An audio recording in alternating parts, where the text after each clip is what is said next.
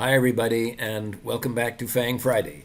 This is Ross Healy, the chairman of Strategic Analysis Corporation and a senior portfolio manager at McNichol & Associates Asset Management. First of all, thanks to everyone who sent me birthday wishes. It is and was very much appreciated. Turning to the FANGs, I am reminded of an advertisement from many years ago for a new product then, Kleenex table napkins, whose tagline was, "It clings like cloth." This past week, not much has happened, but the FANGs just sort of hung in there. So there has been not much meaningful change to report on, just marking time, clinging like cloth. However, carries its own message. As much as anything, that message is one of trust and hope that things will improve. That is, the bull market in the FANGs will continue, as well as a conviction that at least things aren't getting any worse. Before I look at the FANGs, just a reminder, if you enjoy FANG Friday but consider yourself to be more of a generally a value investor like myself, make sure you sign up for our 2024 Value Investing webinar. We already have a lot of signups, so make sure you do. You can do so by sending an email with your full name to info@strategicanalysis.ca. Next week will be your last chance to sign up, so if you want to learn about deep value investing, sign up before it's too late.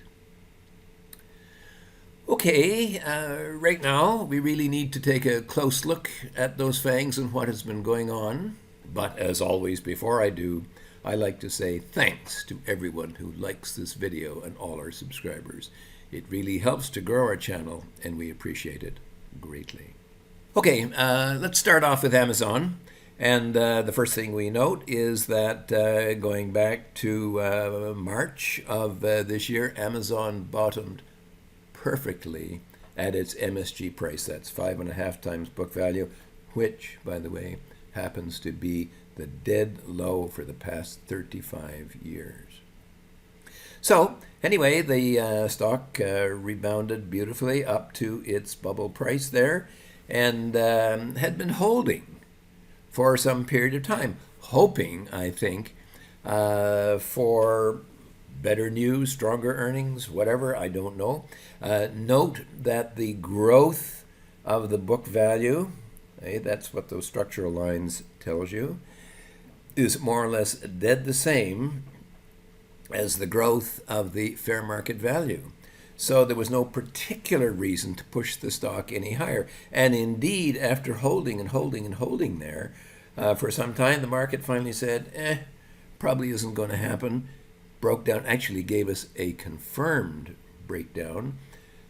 But when the company actually reported its third quarter, suddenly those earnings improved and improved quite measurably, and the stock jumped right back up to its bubble price. But it needs, I think, some confirmation that that new growth trend is going to remain. Now, the analysts, as you can see from the projection, the analysts are expecting that this is going to happen, but the market here, okay, by just clinging to its bubble price, is saying we need more proof. Very much the same story actually holds for Alphabet. Alphabet has been just bouncing along its mid-super growth price. Again, that's 5.5 times book value. The intrinsic value has been improving a little bit, and therefore the stock has been able to hold here nicely. I had been expecting that if this held and we got a suitable market strength, that the stock might be able to move on to its bubble price. But we need both to occur. Meta has, very recently, it's been actually trading either side of its MSG price. And I think by looking at this longer term chart, you can see why. First of all, here, we have this lovely gap, and that gap occurred when this company reported earnings, and Zuckerberg said, hey, we are going to do everything we can to improve the profitability of the company. And they had nice numbers, and sure enough, the stock had a nice jump. It actually jumped over its super growth price, so we didn't have to make a decision there. Same thing happened again when we got up to the April numbers. Again, nice numbers. It jumped over there and kept on moving. But a funny thing happened after that. The trajectory of the earnings recovery slowed down very substantially, and the company has actually been unable, therefore, to continue its upward momentum. Now, of course, we are hoping that Zuckerberg is indeed focusing on those earnings, and we can see that breakout. But for the time being, the market is quite indecisive. That's the word I'm perhaps looking for as to the outlook. In the meantime, by the way, it looks like the fair market value is about the bottom for the company. Apple, no growth virtually in its earnings and its sales, just continues to move sideways. Microsoft was in a lovely uptrend, just recently anyway, and was closing in on its HB2 price, which is 12 times book value. Well, it had the HB2 had stopped the stock cold twice before, and we were closing in very rapidly on that price. Well, what did the market decide? It's too early to decide. Remember what Microsoft management has said? We're expecting modest growth there. Well, the market wants more than that. And as the market closed in there, suddenly I think it decided, it's too early to make a decision. So it has backed off. Same thing appears to have happened with Netflix as well. Remember, we got this this huge jump in the price and a breakout of the stock when they reported powerful third quarter earnings, and the stock had been moving up very strongly, and I had thought the way it was moving that it was going to get easily to its HB1. However, it appears very much as if the market has suddenly decided, well, maybe it is, and maybe it isn't. We need some more evidence. Well, evidence, we're going to need the last quarter earnings. Well, when is that going to happen? Well, if I click on this little button here, we see that the earnings are expected in around January 21st to the 24th. So that may give us our next clue as to whether the momentum of those earnings and sales gains have continued or not. So, marking time. Tesla is so interesting. You can see that little sort of holding action right there. And interestingly, it's holding between two breakpoints. It's HB2, which is 12 times book, and it's HB3, which is 16 times book. No decisive action one way or another. Now, I think it very much depends what you think about Tesla, whether you follow your heart or your head. If you look at the fundamentals of the company, they continue to fall. So your head says, the stock is expensive. If you follow your heart, however, you are looking at Elon Musk and everything he stands for and saying, well, looks good to me, so I'd better hang in there. Anyway, indecisive trading right here.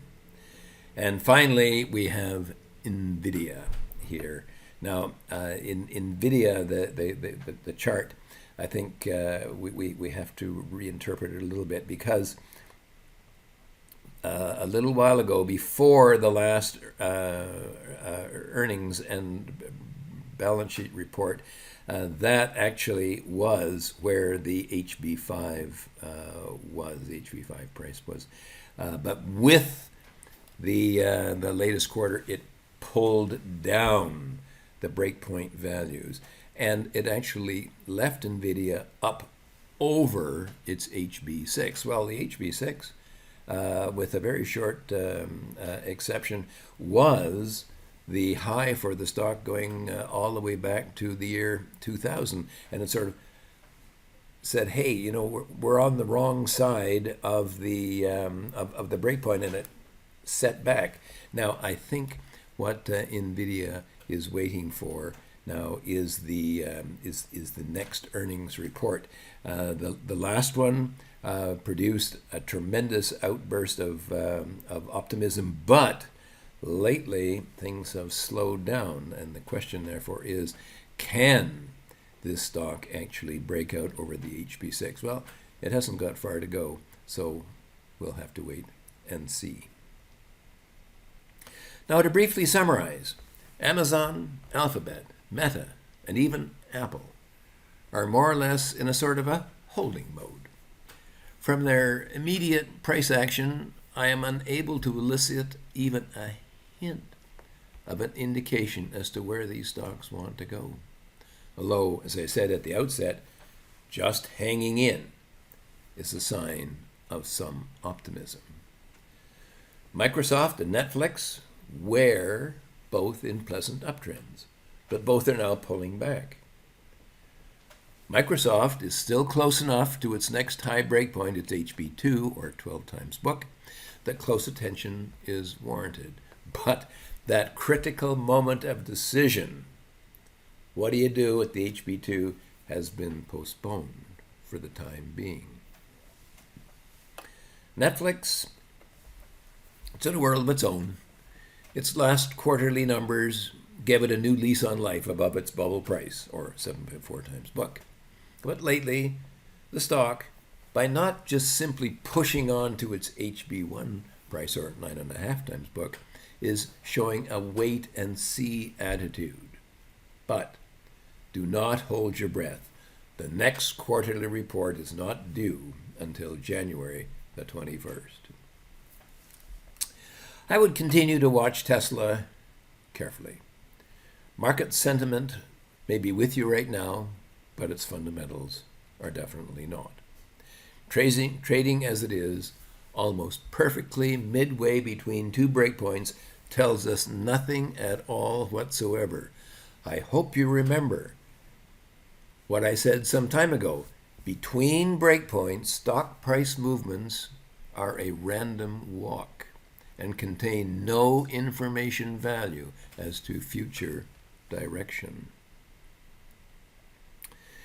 NVIDIA is the only immediate question mark because, as it turns out, with the new balance sheet in, it had not successfully challenged its HB6, or 33 times book, which, as you recall, was the 24-year extreme valuation high, before a short walk on the wild side took the shares one breakpoint higher. I'm not saying it can't do it again, but until it does, I cannot issue a buy signal for the stock. Now, if you've been watching me for the past few weeks, you know that January the 5th, I will be holding a deep value seminar. As stated, you can sign up by sending me your full name to info@strategicanalysis.ca before next Friday, as that is the last day to sign up. You will receive a confirmation email shortly and then be given instructions closer to the date. Now, if you don't wish to wait until next year, But want access to our database of our charts, along with the suite of tools used to navigate the entire client website? Go to www.strategicanalysis.ca/pricing and sign up for a 3-month trial at a reduced rate. If you sign up before the webinar, we will make your first month free so that you can get an understanding of the charts before the webinar. We've already had a few sign-ups, and they have said that gaining access to our service has helped them already. So make sure to take advantage of this offer before it's too late. For now, this has been Ross Healy, the Chairman of Strategic Analysis Corporation and a Senior Portfolio Manager at McNichol & Associates Asset Management, reminding you that nothing, including investing, is difficult if you have the right tools. I'll see you next Friday.